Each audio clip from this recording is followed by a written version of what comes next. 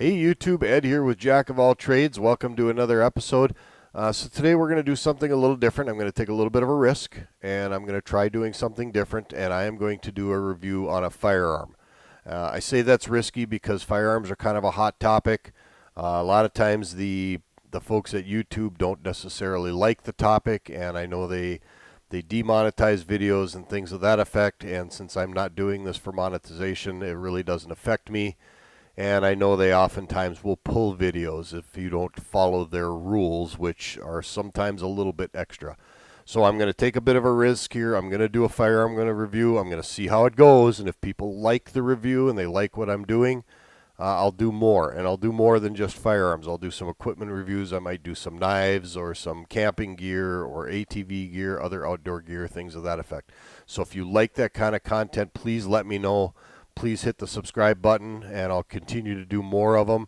Also, make sure you ding that notification bell so that you get notified of my upcoming videos. And just let me know if you like these kind of things, and I'll do more of them for you. That all being said, if you are a person who does not like firearms or is not a fan of firearms ownership or is deadly against firearms ownership, that's fine. I recommend you just go ahead and skip on to the next video and just not watch this. Please keep your comments, negative comments especially, off of my channel. I will just go ahead and delete them. I'm not here to get into a political debate with anybody. I believe that safe firearms ownership is possible and is our right. So that is my stance on it. I'm not going to get into a political debate again. And if you put negative comments on there, I'm just simply going to delete them and then I'll block you. It's that as simple as that. Keep the comments respectful. I respect your opinion. I only ask that you do the same for me. That all being said, enough of that. What are we going to talk about today? Today we are going to talk about the Taurus TX22 pistol. I've owned this pistol now for about a year and a half. This is not something I just picked up. I bought this quite a while ago because I wanted a nice full-sized handgun that shot 22 caliber, which is fairly inexpensive to shoot in comparison to 9mm or 45 or 40 Smith or any of the other handguns, just for good training purposes. This gun got very good reviews by a lot of other YouTubers, and it got some not so great reviews by yet other YouTubers. So I took the chance, I spent the money, and I went out and bought one, and I've been shooting it now for about a year and a half. I've been using it to train my daughters on how to shoot. And I'm just going to give you my overall impression. We're going to do a benchtop review on it here. Then I'm actually going to take you out to the range. We're going to shoot it a little bit. I'm going to give you my impressions of accuracy. And then we'll bring it back into the shop and we'll wrap it up and give you overall impressions. So with that being said, let's go ahead and let's relocate the camera. Let's get to talking about the Taurus TX22 pistol. Okay, so before we get going, anything on this at all, let's first have a regard for safety.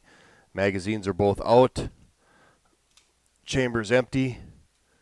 We're dealing with a safe firearm. All right, let's first talk about why did I choose this gun. I looked for a good long time to find a 22 semi-automatic pistol that I wanted to spend the money on. I didn't buy the Glock 22 because I refused to pay the extraordinary prices that Glock wants, and some of the other pistols didn't get great reviews. Actually, the Glock got horrible reviews, so I just didn't even think about it. I bought this gun, not least of which is because it did get very good reviews. There's some very respected YouTubers out there, Military Arms Channel, 22 Plinkster, and the like, sorts like that, who are very respected, have very good opinions, and I value their opinions, and they liked this. Now, there was a few people out there that didn't like it, and I did take that into account as well.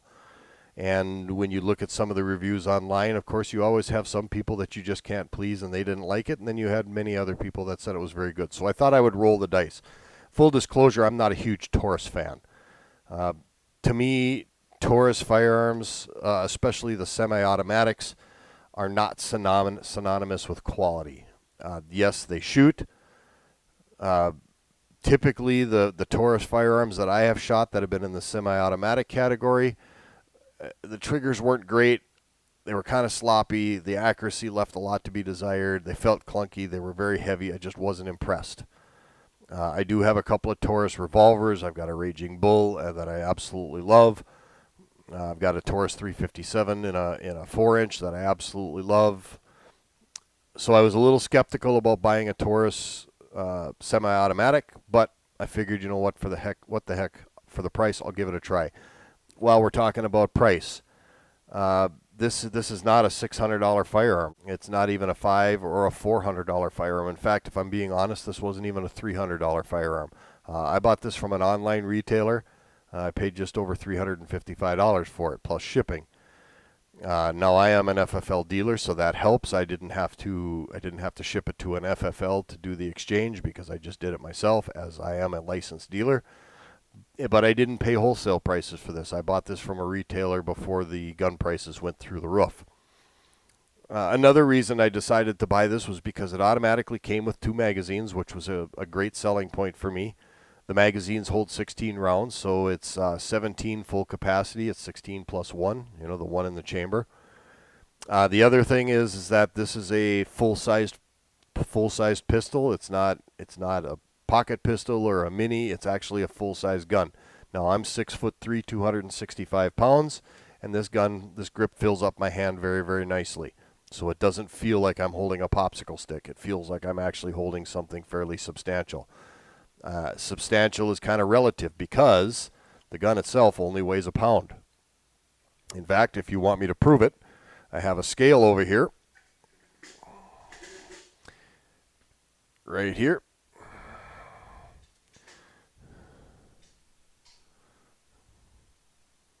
There it is. The gun weighs 1 pound, dead on the money. So there you go. How much does it weigh with a full magazine? We'll put that here with the gun. Weighs 1 pound, 3.4 ounces. So that's the gun and a full magazine. That's what the gun weighs. If you stuck one more round in there for the +1, I guess we'll just make it 1 pound, 3.5 ounces, or 3.5 ounces. So there you go. That's what the gun weighs. It's actually very, very lightweight. And so when I say substantial, it substantially fills up my hand, yet at the same time, it is not a heavy firearm to hold. So there was another selling point for me. So when I got the firearm, and finally there's one last selling point that I have to go over. This pistol is actually what I would call SemiSuppressor Ready. And what do I mean by that? Okay, you can see here, the barrel's not extended. There's obviously, you're not screwing a suppressor to this. But what Taurus does is they give you this little adapter. They give you the option to make it suppressor ready if you want. I was a little skeptical and a little concerned about this. You can lay those concerns to rest. I have tried it and it works very, very well. It's extremely simple to do. Lock the slide back. You grab yourself a 3/8 inch wrench. You pop off the barrel cap that comes with the gun. This is the way it comes in the box. Very, very simple. You just unthread it. You take the suppressor adapter, thread it on. Super simple. You grab yourself a 9/16 box end wrench. Just give it a little torque, and don't get stupid with this thing. You don't have to Medilla Gorilla it. Just snug it on there, and you are now suppressor ready. Now your Taurus TX22 is ready to accept the suppressor, and you can fire the weapon suppressed. That was another selling point for me. So all those things being considered, I decided, okay, I'm going to buy this thing. So I bought it, and I got it in the box, and I was immediately very impressed. Impressed, one, just by the weight of it. The thing feels so good in the hand. The balance is good. The weight is good. I was very happy with the purchase on the grip, and they got a little knob there for a finger, so you have a finger indent right there, and it fits absolutely perfectly. I just like the way the gun feels, and then there's some little stuff on here that's really, really nice that I do like about it, and we'll go over that too. But let's talk about the function, the form and the function. First off, your safety. It's ambidextrous. You've got a safety lever on both sides, so righties or lefties, doesn't matter. You've got a safety on both sides, which is awesome. Slide release right here. Your slide release is not ambidextrous and it's only on the right side and there's nothing you can do about it. So this is as far as the slide release is concerned, this is a right-handed pistol. Now, that being said, if I'm shooting left-handed, is it a big deal to come up here and activate the slide release with my index finger? Absolutely not. At the same time, is it a big deal for if I'm shooting left-handed to pull the slide and activate it? Absolutely not. So is it a barn burner? Not in my opinion. But I'm not a left-handed shooter. I can shoot left-handed, but that's not my strong hand. I am a right-handed shooter. Magazine release. You'll notice that the magazine release is also set up for a right-handed shooter. However, you can reverse it, and they give you very specific instructions on page 33 of the owner's manual on how to reverse the magazine release. And I only showed it to you there very quickly because I didn't want YouTube to get mad at me for showing you how to disassemble a firearm. And I'm not going to show you how to do that. It's in the book, page 33. You can reverse your magazine release to make it a left-handed. As far as the slide release and the magazine releases go, they don't stick out so far that they're annoying, yet they stick out far enough where you can actually activate them. So slide release here, again, I have very, very big hands, so that means I have a long thumb. And when the slide is back and I reload a magazine, it's just a brush, and I can brush the slide release, and it closes the slide. Somebody with smaller hands, you might have to do a slight adjustment so that you can get a little better grip on the slide release, but it is very, very positive in the spot where it's at. Magazine release is much the same way. Here's an empty magazine. I am not putting a full magazine in. Slides back, locks it into place. Magazine drops right out. You don't have to put a ton of pressure on it. It falls right out. You don't have to remove it or pull it out, although Taurus does put a little indents here at the bottom where if one does get stuck, you can actually grab it with your thumb and pull it out if you want to, but it does just fall right out empty. And it doesn't take a whole ton of pressure to make that happen.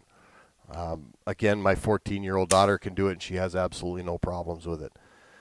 So the controls are not obtrusive. They're not hindrance. They're not difficult. They're actually very ergonomically nice. The serrations here for the grip on the slide, there you have a set in the back and you have a set on the front. So if you want to pull the slide from the rear, you can. If you want to pull the slide from the front, you can. If you prefer to pull your slide this way or this way, you have those options. The serrations are nice and deep. They're nice and positive. They don't hurt. They're not sharp. They're very well machined in there, and I'm very impressed with the finish of the serrations. Nice little touch. They added a Picatinny rail up here so you can mount a flashlight or a laser. That's a nice little touch that they added. And little things like these indentations on the side of the frame. For me, ergonomically, they're awesome. I have no complaints. Now, those might annoy some people, but for me, they don't. When I've got the gun in my hand and I'm shooting it, that indentation right there is a great place for me to put my thumb. And that's a perfect place for my thumb to be while I'm shooting the firearm. Same on the other side. It's a great place for me to put my index finger or my trigger finger when I'm not engaging targets. Anybody who knows how to shoot, you know you don't put your finger on the trigger until you're actually ready to shoot the weapon, so you lay it on the side. Very easy to get to the trigger well or to the trigger transitioning from there, and that just gives me a little reference point. It's a very comfortable little place for me to put my fingers and my thumb. Just little touches like that. Ergonomically, Taurus did very good with this weapon. I'm really happy with it. The rear sight is fully adjustable. Oddly enough, I didn't have to touch this thing out of the box, but it's got elevation and windage adjustments on it. And like I said, I didn't have to touch this out of the box. Right out of the box, 30 feet, I was knocking over pop cans like it was nothing, and I don't even have to think about it. It's put the sights on it, squeeze the trigger, and away you go. Now, that being said, let's talk about the trigger a little bit. So here's my FNS 9C. You can see the firearm is empty. So you can see here I've got this hinge trigger on here, and this is a safety trigger. It's a safety on the firearm. You have to physically engage that hinge before you can take the creep up and then shoot the gun. Just about every semi-automatic, slide automatic firearm, with the exception of the 1911s, has something like this. You have a safety trigger. A striker-fired weapons are the ones that really engage this a lot. You have a hinge trigger, take up the creep, engage the sear, shoot. Taurus did much the same thing with their firearm. They've got a hinge. They just did a much better job of concealing it and hiding it. The whole trigger hinges instead of just the end of the trigger like on the FN. So again, gun is empty. We are safe. So on this firearm, you take up the safety. This is a safety trigger.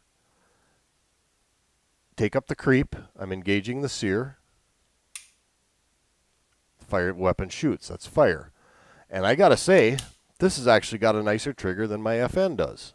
A much nicer trigger than my FN. Take up the safety. Take up the creep. It's very crisp. It's not at all gritty. It's very positive. It doesn't have a ton of travel. Once you hit that sear, you maybe have 1/8 of an inch of travel, maybe just a shade more. It's getting used to this, all this trigger that you have to take up before you can actually engage the sear. And that's something you just have to learn and train to do with pretty much any striker-fired semi-automatic pistol these days. They've almost all got it. Glock has got a variation of their own. FN's got a variation of their own. Everybody's got a little different variation, and like I said, the exception to that rule is typically the 1911s because you have to cock a hammer, and those are single action. They're not double action. This has got a very, very positive safety on it. It's got quite a bit of take up on it. Once you hit that sear, the trigger is really crisp. It's not mushy. It's not at all gritty, and it just feels very, very good. Safety works very, very well. I have no concerns about the gun accidentally going off. Just very happy with that whole thing. All right, that talks about some of that stuff. Let me talk about the bads. Nothing's ever perfect. This is pretty close. It does a very good job. But let us talk about some of the bad things. And really, in essence, I can only think of 2 things that I've had problems with. First and foremost, these 2 roll pins here right above the trigger. Let me zoom in so you can see that. Right here and right here are 2 roll pins. After I've shot this for quite a few rounds, and I mean several hundred rounds, and then I look at it, I notice that these 2 roll pins start to work their way out a little bit. And it's not a big deal. They've never fallen out. The gun's never fallen apart in my hand. You can just see that they start to work their way out. And it's been nothing more than taking the plastic handle of a screwdriver and pounding them back in there again. It doesn't take a lot of effort to do. I did call Taurus on it, and they said to put a drop of blue Loctite in each hole on both sides, let it set for 24 hours, and it should solve the problem. However, they have not had a ton of complaints or calls saying that this has been an issue. So that's a problem I've had with the gun. It's not a deal breaker for me, not by any means, but it is something that you just maybe want to keep an eye out for. You might get one that doesn't do it, or you might get one like mine that does. The other thing I noticed about it is how to load your magazines. Magazine loading. So you've got these, on each side you've got these little tabs, which it's very tempting to pull the tab down and slide the follower down and just start dumping rounds in there, right? Why not? I mean, how easy is that? That seems like it's very, very easy to do. Don't do that, because this is a stagger feed magazine, and if you don't get these things in here right, you're going to have failures to feed. It's not the gun's fault. It's your fault because you're not loading it properly. So let me tell you how to load this thing properly. You have 2 options for loading this thing properly. Option 1 is to physically take a round and push the follower down with the round itself. Do not use the little knobs on the side. Just go ahead and push the rounds down with the follower, and you won't have any problems. The other option you have is this cute little loading tool that they give you, which you're going to lose. So be prepared to do option 1. But this option does work very, very well. And what it does is when you push it down, it pushes the rounds down, and it gives you a free space to set that round in there like that. Then you just lift it up a little, push the round the rest of the way in, and down you go. Now this seems very awkward because of the way I'm doing it, so you can see it for the camera. But I'm telling you, if you do it like this, if you've got the clip in your, the magazine in your hand, and you're using your thumb, push it down, set a round in, push it up, and finish it off. You can use your index finger, you can use whatever you want, and just use the tool that they give you. And you can actually load quite quickly like this, and you're guaranteed to get the rounds in the right position in the magazine, and you will never have a failure to feed due to magazine issues. At least I haven't. And it works very, very well. My daughter likes this method a lot because it makes it very easy for her to load. She can set the magazine on the bench, she can push down on it, and she can load it with very little effort. It takes her a little longer to do it, but her fingers aren't sore when it's all said and done. Those are the two problems, if they are problems, that I've had with this gun. I've shot every kind of ammo I can possibly think of, from subsonic up to high velocity, standard velocity CCI green tag, standard velocity Federals, high velocity Remingtons, Winchesters. I've shot it all. The only thing I haven't shot is subsonic Elys. A lot of the subsonics I haven't fired. I've fired only subsonic CCIs, and the gun cycles them. The gun will not cycle CCI quiets. CCI quiets are right around 700 feet per second, and there's not enough pop to actually cycle the action. CCI subsonics, standard velocity, and all of the high velocity stuff, doesn't matter if it's 36 grain bulk ammo, all the way up to the 40 and 42 grain and the really heavy stuff, all shoots just very, very well. I have not had a single failure to feed or a failure to eject with this gun. And I've shot it dirty, I've shot it dry, I've shot it wet, I've shot it every way that I can possibly think of it, trying to get it to fail. The only time I've ever really had a failure is when I've loaded the magazines incorrectly or the ammunition has failed me. And rimfire ammunition, anybody who shoots a lot of rimfire knows, rimfire ammunition is inherently unreliable, which is why it's not one of the reasons I never recommend carrying a rimfire as a personal defense gun. You cannot trust it to go bang when you need it to. And I know it's an ammunition problem because when I have that issue of a failure to fire, I keep the gun pointed downrange. I wait 25-30 seconds, make sure I just don't have a slow primer. I eject the shell that didn't fire. I turn it and index it so the primer strike is in a different position. I stick it back in the chamber and close it up, and it shoots every time. So I know it's an ammunition problem. It's not a gun problem. Those are the only times I've ever had a problem with it. The other thing I like about Taurus, or at least this particular gun, and this isn't, again, it's not me touting Taurus's prowess here, but they do have a lifetime limited warranty on it, and I've been told it's very, very good, although I have not had to utilize it. All that being said, let's go ahead and pack this thing up. Let's take it to the range and let's shoot it, and let's see how it shoots. You see I have a suppressor here on the bench top. I'm not going to go over suppressor shooting in this video. I'm going to actually talk about this suppressor in another video because fun. This is not a store-bought suppressor. It's a Form 1 suppressor. I made this suppressor legally. I have my proof Form 1 from the ATF. I will discuss that in another video. But just I have this out here for visual purposes so that you understand that the pistol is capable of handling a suppressor. So all that being said, enough talking. Let's get this stuff packaged up.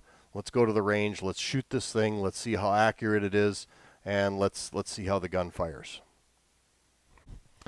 All right, so we're out at the range, and I apologize. It's a little windy today, but we can't always pick the days. The weather is nice. The sun is in the right direction for shooting video. So I'm at 30 feet, 10 yards from the steel targets I've got set out there, and we're just going to shoot the TX22 to give you a little idea what it shoots like. Admittedly, I'm not the greatest pistol shot in the world, so don't pick on me too much, but I can get them on the steel. And you can get a good feel for what the recoil looks like, what the sound looks like. maybe not the sound because of the microphone, but at least see some degree of the accuracy. And I'll try and put the rounds on target as best I can. You can see I've got out there, I've got a 4.68 and a 10-inch steel plate out there. So let's go ahead and let's chamber around. Let me put it on safe and get my earplugs in here, my hearing protection, so I'm not shooting suppressed.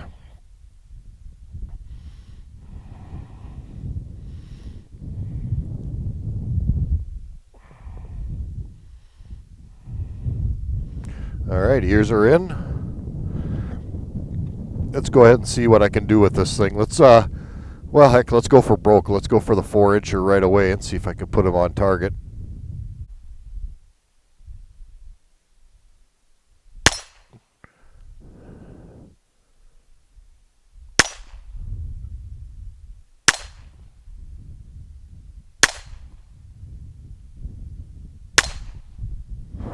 Let's go for the big one. Yeah, let's go for the 6-incher.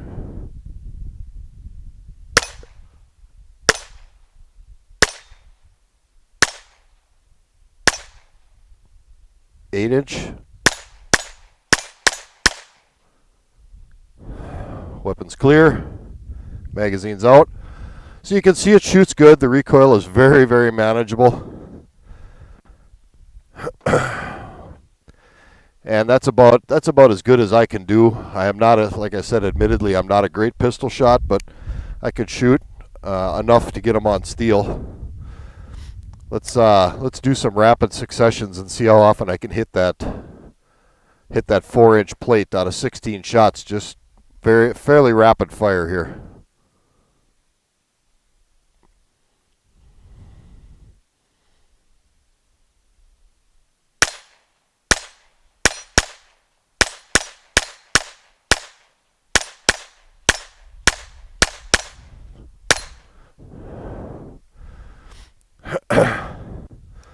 So rapid fire succession shoots pretty well.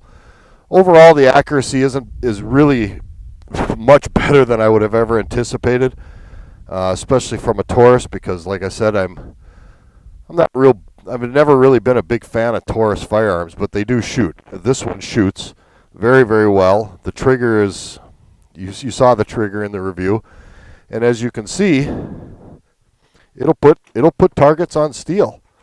And as long as you practice, which is the inherent problem because ammunition is a problem these days, as long as you practice, you should be able to put them right in there. So I'm gonna load up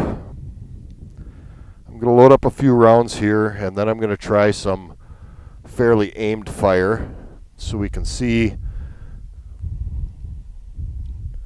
if I can stack these things up a little better if I take my time, employ some marksmanship techniques, and not be in a hurry. Let's see if I can stack these things up. It's good enough. I don't need all 16 shells. I'm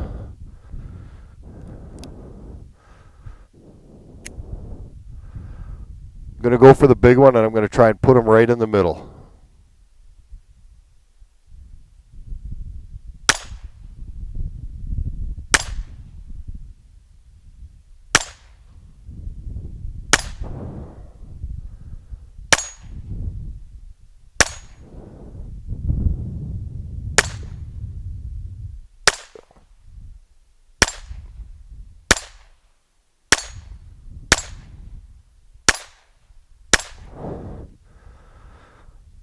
That's not a bad grouping. I really have nothing to complain about there.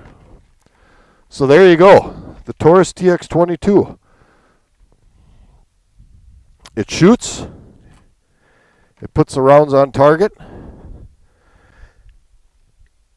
One thing I've noticed about this gun is it eats absolutely every piece of ammunition I put through it.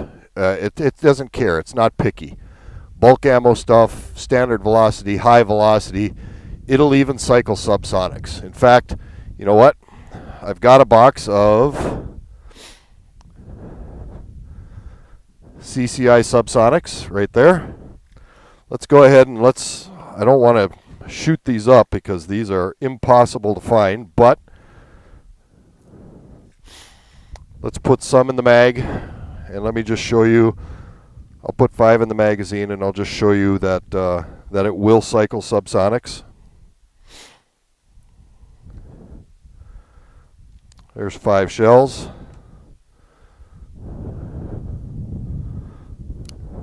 Subsonic ammo. We're going to go for the 6-inch.